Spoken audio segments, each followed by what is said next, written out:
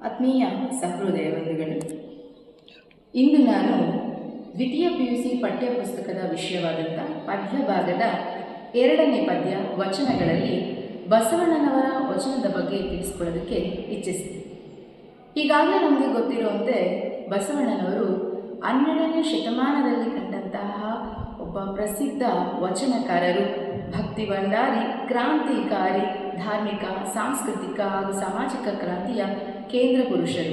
ಇಂತಹ ಮಹಾನ್ ವಚನಕಾರರ ವಚನವನ್ನು ಪಠ್ಯ ವಿಷಯವಾಗಿ ಇಡಲಾಗಿದೆ.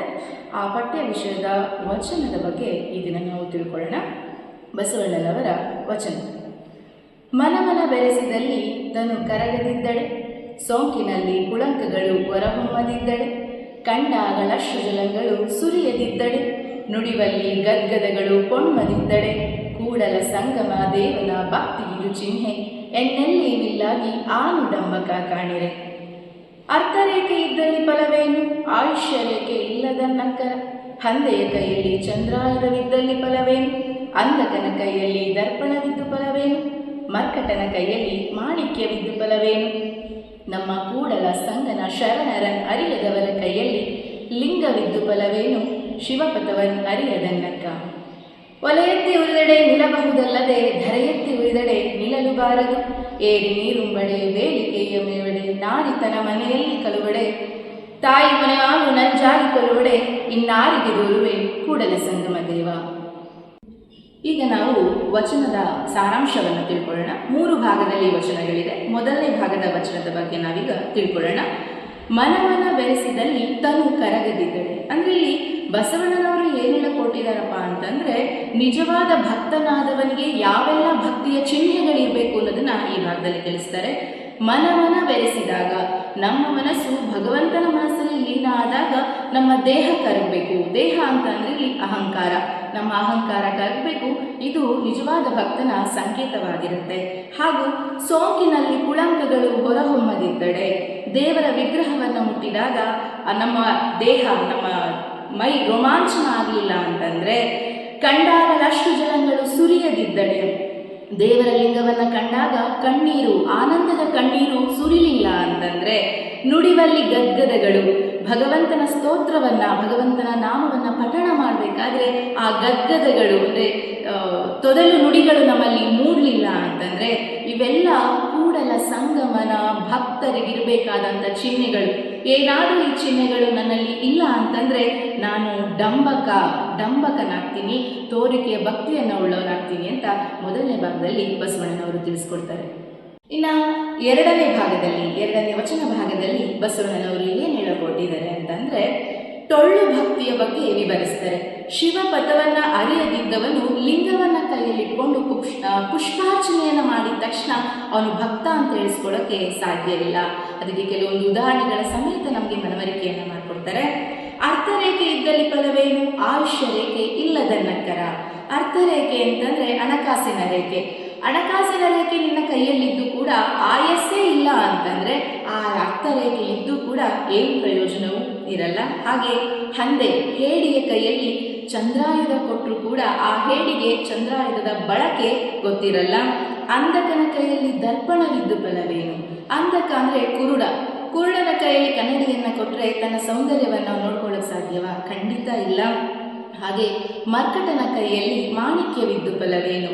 ಮಂಗನ ಕೈಯಲ್ಲಿ ಮಾಣಿಕ್ಯ ಕೊಟ್ಟಂತೆ. ಮಾಣಿಕ್ಯ ಅತ್ಯಂತ ಶ್ರೇಷ್ಠವಾದ ಆಭರಣದ ಒಂದು ರತ್ನವಾಗಿರುತ್ತೆ. ಅದನ್ನೇನಾದರೂ ಮಂಗನ ಕೈಯಲ್ಲಿ ಕೊಟ್ಟರೆ ಆ ಮಾಣಿಕ್ಯದ ಬಳಕೆ ಆ ಮಂಗನಿಗೆ ಹೇಗೆ ಗೊತ್ತಿರೋಕ್ಕೆ ಸಾಧ್ಯ? ಹಾಗೆ ನಮ್ಮ ಕೂಡಲ ಸಂಗನ ಶರಣರನ್ ಅರಿಯದವರ ಕೈಯಲ್ಲಿ ಆ ಲಿಂಗವನ್ನು, ಪವಿತ್ರವಾದ ಲಿಂಗವನ್ನು ಕೊಟ್ಟರೂ ಕೂಡ ಅದರಿಂದ ಯಾವ ಪ್ರಯೋಜನವೂ ಇಲ್ಲ. ಇದು ಕೇವಲ ಟೊಳ್ಳು ಭಕ್ತಿಯ ಸಂಕೇತ ಅಂತ ಹೇಳಿ ಬಸವಣ್ಣನವರು 2ನೇ ವಚನ ಭಾಗದಲ್ಲಿ ತಿಳಿಸ್ಕೊಡ್ತಾರೆ. ಇನ್ನು 3ನೇ ಭಾಗದ ವಚನದಲ್ಲಿ ಏನು ಹೇಳಿಕೊಟ್ಟಿದ್ದಾರೆ ಬಸವಣ್ಣನವರು ಅಂತಂದರೆ, ನಿಜವಾಗ್ಲೂ ಇದು ಪ್ರತಿಯೊಬ್ಬರ ಜೀವನದಲ್ಲಿ ಅರ್ಥವತ್ತಾಗಿ ಅಳವಡಿಕೆ ಮಾಡಿಕೊಳ್ಬೇಕಾಗಿರುವಂಥ ಒಂದು ವಚನ ಭಾಗ ಇದು. ಕಾರಣ, ನಮ್ಮನ್ನು ಕಾಯುವವರೇ ಕೊಲ್ಲುವವರಾದರೆ, ರಕ್ಷಕರೇ ಭಕ್ಷಕರಾದರೆ ಇನ್ಯಾರ ಹತ್ರ ನಮ್ಮ ಸಂಕಟಗಳನ್ನು ಹೇಳ್ಕೊಳ್ಳೋದು ಅನ್ನೋದಕ್ಕೆ ಈ ಭಾಗವನ್ನು ಉದಾಹರಣೆಯಾಗಿ ಕೊಡ್ತಾರೆ ಬಸವಣ್ಣನವರು. ಹಾಗಾದರೆ ಏನಿದೆ ನೋಡೋಣ.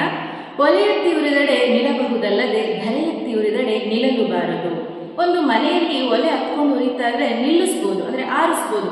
ಇಡೀ ಧರೆ ಅಂದ್ಕೊಂಡು ಉರಿತಾ ಇದ್ರೆ ನಿಲ್ಲಿಸೋಕೆ ಸಾಧ್ಯವಾ?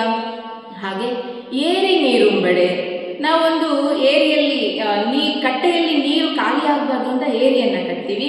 ಆ ಏರಿನೇ ನೀರನ್ನೆಲ್ಲ ಕುಡ್ಕೊಂಡ್ಬಿಟ್ರೆ ಬೇಲಿಗೆಯ ಮೇವೆಡೆ, ಬೇಲಿಯೇ ಎದ್ದು ಹೊಲ ಮೇಯ್ದಂತೆ.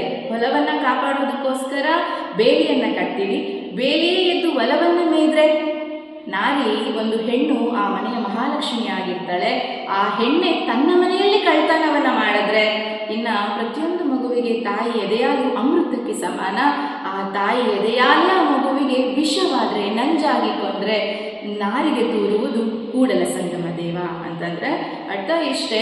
ನಮ್ಮನ್ನು ಕಾಯುವವರು, ನಮ್ಮನ್ನು ಕಾಯುವ ಈ ಪ್ರಕೃತಿ, ನಮ್ಮನ್ನು ಕಾಯುವ ಈ ದೇವರೇ ನಮ್ಮ ಪಾಲಿಗೆ ವಿಷವಾದರೆ, ತಾಯಿಯೇ ನಮ್ಮ ಪಾಲಿಗೆ ವಿಷವಾದರೆ ನಾವು ನಮ್ಮ ಸಂಕಟಗಳನ್ನು ಈ ನಾರತ್ರ ದೂರುವುದು. ಇದು 3ನೇ ಭಾಗದ ಸಾರಾಂಶ. ಇಲ್ಲಿ ತನಕ ನಾವು ಬಸವಣ್ಣನವರ ವಚನಗಳ 3 ಭಾಗದ ವಿಚಾರಗಳನ್ನು, ಸಾರಾಂಶವನ್ನು ತಿಳ್ಕೊಂಡಿದ್ದೀವಿ. ಈಗ ನಾವು ಅಭ್ಯಾಸ ಭಾಗಕ್ಕೆ ಹೋಗೋಣ. ಮೊದಲನೇದಾಗಿ ಈ ವಚನದಲ್ಲಿ ಬರುವಂಥ ಶಬ್ದಾರ್ಥ, ಅಂದರೆ ಇದನ್ನ ಪದಗಳ ಅರ್ಥಗಳಲ್ಲಿ ಕೇಳ್ತಾರೆ. ಮೋಸ್ಟ್ ರಿಲೆವೆಂಟೆಡ್ ಆಗಿ ತುಂಬ ಸಲ ಕೇಳಿರುವಂಥದ್ದು ಪದಗಳನ್ನು ನಾವೀಗ ಗಮನಿಸ್ತಾ ಹೋಗೋಣ. ತನು, ದೇಹ, ಪುಳಕ, ರೋಮಾಂಚನ, ಅಶ್ರುಜಲ, ಕಣ್ಣೀರು, ಚಿಹ್ನೆ, ಸಂಕೇತ, ಡಂಬಕ, ದೃಢಭಕ್ತಿ ಇಲ್ಲದವನು, ಅರ್ಥ, ಹಣ, ಅಂಧಕ, ಕುರುಡ, ದರ್ಪಣ, ಕನ್ನಡಿ, ಮರ್ಕಟ, ಮಂಗ, ಧರೆ, ಭೂಮಿ. ಹೀಗೆ ತುಂಬ ಸಲ ಈ ಪದಗಳ ಅರ್ಥಕ್ಕೆ ಕೇಳಿರ್ತಾರೆ. ಇನ್ನು ನೆಕ್ಸ್ಟ್ ಬಂದರೆ ಸಂದರ್ಭ ಸಹಿತ ವಿವರಿಸಿ ಹೋಗೋಣ. ತುಂಬ ಸಲ ಕೇಳಿರೋ 2 ಸಂದರ್ಭಗಳು ಅಂತಂದರೆ ಧರೆ ಎತ್ತಿ ಉಳಿದೆಡೆ ನಿಲ್ಲಲು ಬಾರದು, ತಾಯಿ ಮನೆವಾಲು ನಂಜಾಗಿ ಕೊಲುವಡೆ. ಇವನ್ನ ತುಂಬ ಸಲ ಕೇಳಿದ್ದಾರೆ. ಇನ್ನು 1 ಅಂಕದ ಪ್ರಶ್ನೆಗಳು, ಇದು 1 ಅಂಕದ ಪ್ರಶ್ನೆಗಳಂತ ಇರಲ್ಲ. ಈಗ ಬಹು ಆಯ್ಕೆಯ ಪ್ರಶ್ನೆಗಳಲ್ಲಿ ತುಂಬ ಸಲ ಕೇಳಿರೋ ಪ್ರಶ್ನೆಗಳು ಅಂತಂದರೆ ತುಂಬ ಸಲ ಕೇಳಿದ್ದಾರೆ. ಯಾರ ಕೈಯಲ್ಲಿ ದರ್ಪಣವಿದ್ದು ಫಲವಿಲ್ಲ, ಬಸವಣ್ಣನವರ ವಚನಗಳ ಅಂಕಿತ ಯಾವುದು? ಇವುಗಳನ್ನು ಬಹು ಆಯ್ಕೆ ಪ್ರಶ್ನೆಯಲ್ಲಿ ಕೇಳ್ತಾರೆ. ಇನ್ನು 2-3 ವಾಕ್ಯಗಳಲ್ಲಿ ಉತ್ತರಿಸಿ ಅಂದರೆ 2 ಅಂಕದ ಪ್ರಶ್ನೆಗಳಿಗೆ ನಾವು ಹೋಗೋದಾದರೆ 3 ಕೂಡ ಇಂಪಾರ್ಟೆಂಟೇ. ಅದರಲ್ಲಿ ತುಂಬ ಸಲ ಕೇಳಿರೋದು ಅಂತಂದರೆ ಯಾವ ಗುಣಗಳಿಲ್ಲದವನನ್ನು ಡಾಂಬಿಕ ನೆನೆಸುತ್ತಾನೆ ಅನ್ನೋದು. ಇನ್ನು ತುಂಬ ಇಂಪಾರ್ಟೆಂಟ್, ತುಂಬ ಮುಖ್ಯವಾದದ್ದು ಯಾವಾಗ ನಿಲ್ಲಬಹುದು, ಯಾವಾಗ ನಿಲ್ಲಲಾಗದು. ಇದನ್ನು ತುಂಬ ಸಲ ಪ್ರಶ್ನೆಯನ್ನು ಕೇಳಿದ್ದಾರೆ. ಈಗ 5 ವಾಕ್ಯದಲ್ಲಿ ಈ ಒಂದು ಪ್ರಶ್ನೆ ನೋಡಿ. ಮನುಷ್ಯರ ನಡುವೆ ಅಂತಃಕರಣಗಳು ಸ್ಪಂದಿಸಬೇಕಾದ ವಿಚಾರಗಳನ್ನು ಬಸವಣ್ಣ ಹೇಗೆ ನಿರೂಪಿಸಿದ್ದಾರೆ? ಇದನ್ನ ಇನ್ನೊಂದು ರೀತಿ ಕೇಳ್ತಾರೆ ಪ್ರಶ್ನೆ ಪತ್ರಿಕೆಯಲ್ಲಿ. ಬಸವಣ್ಣನವರ ಪ್ರಕಾರ ನೈಜ ಭಕ್ತಿ ಇಲ್ಲದವನ ಲಕ್ಷಣಗಳು ಏನಾಗಿರುತ್ತೆ ಅಂತೇಳಿ ಪ್ರಶ್ನೆಯನ್ನು ಕೇಳ್ತಾರೆ. 2 ಪ್ರಶ್ನೆಗೆ ಉತ್ತರ ಸೇಮ್ ಇರುತ್ತೆ, ಅದನ್ನು ಗಮನಿಸ್ಕೊಳ್ಳಿ. ಇನ್ನು 3ನೇದರಲ್ಲಿ ರಕ್ಷಿಸಬೇಕಾದವರೇ ಭಕ್ಷಕರಾದರೆ ಒದಗುವ ವಿಘಟನೆಯನ್ನು ಬಸವಣ್ಣನವರು ಹೇಗೆ ಚಿತ್ರಿಸಿದ್ದಾರೆ? ಇದು ತುಂಬ ಸಲ ರಿಪೀಟ್ ಆಗಿದೆ. ಇದನ್ನು ತುಂಬ ನೀವು ಅರ್ಥ ಮಾಡಿಕೊಂಡು ಗಮನಿಸ್ಕೋಬೇಕು. ಇನ್ನು ಮುಂದುವರೆದು ಭಾಷಾಭ್ಯಾಸಕ್ಕೆ ಬಂದರೆ ನೀವು ಇದರಲ್ಲಿ ಬರುವಂಥ ನಾನಾರ್ಥ ಪದಗಳು ಹಾಗೂ ಸಮಾನಾರ್ಥಕ ಪದಗಳನ್ನು ಗಮನಿಸ್ಕೋಬೇಕು.